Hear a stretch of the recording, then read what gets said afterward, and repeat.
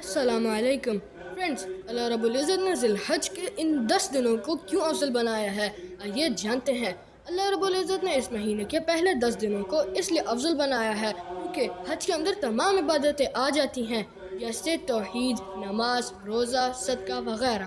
Viewers, اسی لیے رسول اللہ صلی اللہ علیہ وآلہ وسلم نے فرمایا، اے لوگو، اس دن کیے ہوئے نیک اعمال اللہ رب العزت کو اتنے پسند ہے کہ باقی دنوں میں کیے ہوئے نیک اعمال اتنے پسند نہیں۔ تو صحابہ نے پوچھا، یا رسول اللہ، جہاد کرنا بھی نہیں؟ آپ صلی اللہ علیہ وآلہ وسلم نے فرمایا، ہاں، جہاد بھی نہیں، سوائے اس مجاہد کے جو اللہ رب العزت کی راہ میں نکلے اپنی جان اور مال لے کر، لیکن واپس نہ جان آئے نہ مال، بس وہ جہاد ان 10 دنوں سے افضل ہے۔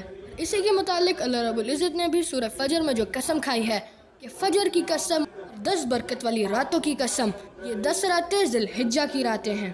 فرینڈز، رسول اللہ صلی اللہ علیہ وآلہ وسلم نے فرمایا کہ اللہ رب العزت باقی دنوں کے مقابلے میں سب سے زیادہ پورے سال میں جس دن لوگوں کو دوزخ سے رہائی عطا کرتا ہے وہ یوم عرفہ یعنی 9 ذی الحجہ کا دن ہے۔ پھر آپ صلی اللہ علیہ وآلہ وسلم نے 4 باتیں ارشاد فرمائی۔ نمبر 1، اے لوگو، اس دن اللہ رب العزت دوزخ سے رہائی عطا کرتا ہے۔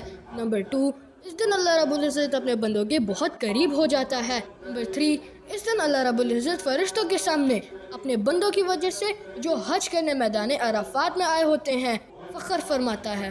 نمبر 4، پھر اللہ رب العزت فرشتوں سے پوچھتا ہے کہ بتاؤ تو صحیح، یہ لوگ جو یہاں جمع ہوئے ہیں یہ کس لیے آئے ہیں؟ ویورز، اللہ رب العزت تو سب جانتا ہے، لیکن فرشتوں نے کہا تھا نا کہ اے اللہ، انسان کو پیدا نہ کر، یہ زمین میں فساد کرے گا۔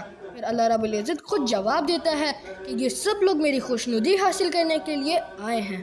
اسی لیے فرینڈز، ہمیں ان 10 دنوں میں اللہ رب العزت کی تحلیل یعنی لا الہ الا اللہ، تحمید یعنی الحمدللہ، تسبیح یعنی سبحان اللہ، اور تکبیر یعنی اللہ اکبر کو بلند کرنا چاہیے۔